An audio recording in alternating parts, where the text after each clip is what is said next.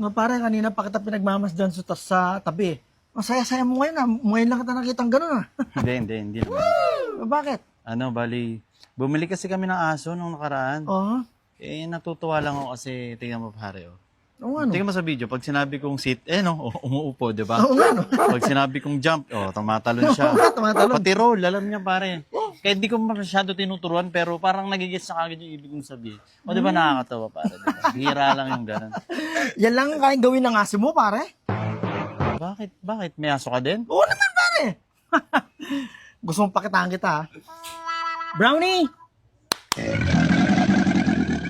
Dance! 5, 6, 7, 8. Ice cream yummy. Ice cream good.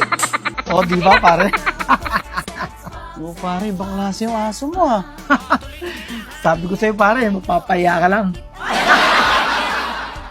Aso ba yun?